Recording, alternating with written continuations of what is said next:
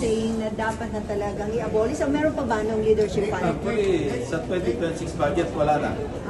Kasi creation lang naman ito ni Secretary Bonoan in collaboration with the late Jose Cabral. So sa 2025, yun ang last budget year. I believe sa 2026, wala na yung leadership fund. Hindi man illegal, kaya lang improper. Why? Because district representatives are supposed to be members of the local development councils. Pag nag-deliberate, even in the barangay development councils, pwede sila magpadala ng representatives sila para makihalo sa discussion, deliberation ng local development plan. Sa municipal city, member sila. So, dapat doon sila nagdi-deliberate, doon nila nilalaban kung ano yung mga projects nila sa mga districts. Para na sa ganun, pagdating sa regional development councils, all the way up, provincial, regional, nandun na yung kanilang mga needs and priorities in the respective districts. Kaya nga nadi-disrupt because hindi sila humahalo doon and nababaliwala na yung output ng mga regional development councils. Kasi pagdating sa Congress, ang sinasabi ng mga district representative, bakit pa tayo makikialam dyan? Pagdating naman sa Congress, tayo ang bida. So at that time, nag-deteriorate na nga na umabot na pati yung net.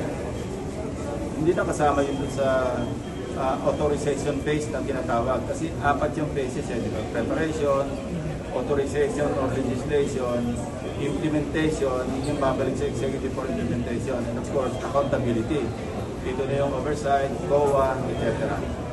So, kaya na-disrupt yung budget cycle, yung budget process, because of this, sinanigang, so to speak. Yung po yung tinawag ni Cabral kay Tito Sen, ganyan ba yun?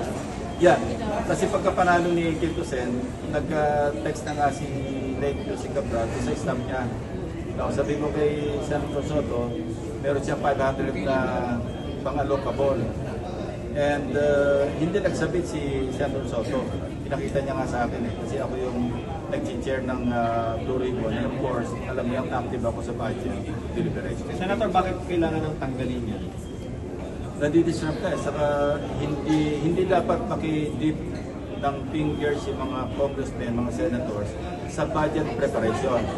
Because that is within the domain of the executive, down to the local levels, mga LGUs.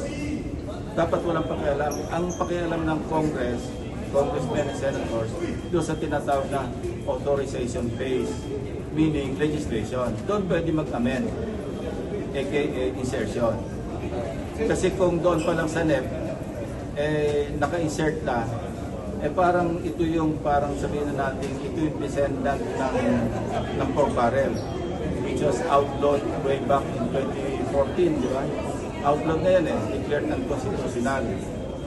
Pero ngayon, naka-invento na naman sa halip na pork barrel, worse pa, kasi ang pork barrel, doon na yung sa Congress Ito, executive domain pa lang, nandoon na nakialam na yung mga congressmen because ino-operan nga ng mga allocable. And what a term, alok.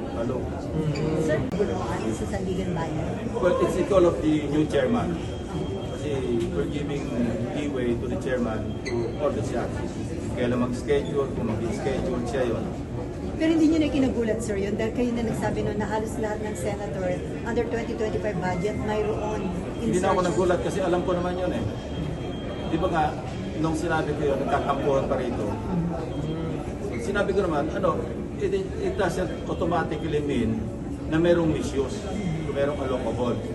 Pero it is, it could open the floodgates sa abuse, sa corruption. Why? Kaya nga umaabot na ng meron tayo natin na 11 billion, merong 8 billion, merong 6 billion, merong 4 billion. We never heard that before. During my first term here, standard yung 200 billion per senator and 120 million yata or 70 million per congressman. Yun yung pork barrel. Ang masama doon, walang items sa budget. Lamsam yun, na saka pa lang i-identify yung projects pagka enacted na yung budget. Kaya nga sinabi ng Supreme Court, that's illegal at unconstitutional. Ang problema nga, lalong na abuso. Sa halip na nakontento sa 200 billion, wala na, unli na. Umabot na ng pagkarami-rami.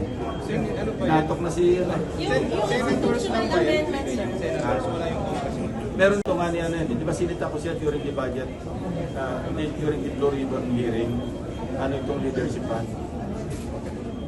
Ano Kaya nawala na to sa 2026.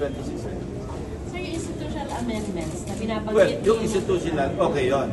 Because ito yung, halimbawa, kulang yung budget sa Universal Healthcare Law Program. Pwede kang kumuha doon sa nakita nating excess, ililipat mo doon. That's institutional. Walang pakinabang. Halimbawa, ako, mahilig ako sa institutional amendment. Pag pumunta yung PNP, kulang na yung kanilang per capita na MOE. So mag-augment ako coming from alam ko hindi magagamit. Walang masama kung mag-amend because that's our mandate. Ang masama, yung mag-i-insert ka, mag-amend ka, aka mag-i-insert ka, pero yung self-serving na parang nag-insert ka kasi kausap mo na yung contractor. Kaya kami, year in, year out, basta't may budget. Ngayon, as we speak, pinapareview ko na. Watch out for the budget of our budgets of DPWH, DA, DOTR. Ito yung mga, kasi may mga infra. Ito yung lagi kong binabantayan pag may budget deliberation. Yung karamihan dyan, hindi nakakalusot. Minsan, maski alam kong insertion ng congressman, kinakat ko yan para i-augment ito sa mga institutional amendments na napabayaan sa, hindi napasama sa NEP for some reason. Any advice sa bagong Yeah, ina-assure niya na walang mag-i-insert especially sa backup. Nakakuha ko ng mga title numbers, so hindi totoo yung sinasabing lahat government-owned. Because I have now in my possession, pinapa-record check ko na titled sa private person. So hindi, ang masama rito kasi, pwede naman kumuha ng permit sa PRA, pwede magpaalam sa DNR, lalo ito, lake ito eh. So why did they not acquire or secure those permits as required by law? And mind you, pag walang permit, nasa batas ito pag walang permit na sinecure, ab initio, meaning void. Parang baliwala lahat yung nireclaim nyo, pupunta yan sa national government. Sir, sa impeachment, nagkakainan ka sa ng mga lawyers. As a judge, ano Yeah. yung tingin niyo? Well, I can only watch and observe. Mahirap namang mag-re-remark tayo, magko-comment tayo sa kapwa natin senator judge kasi kanya-kanya diskarte. Alam mo, lookout nila yun eh.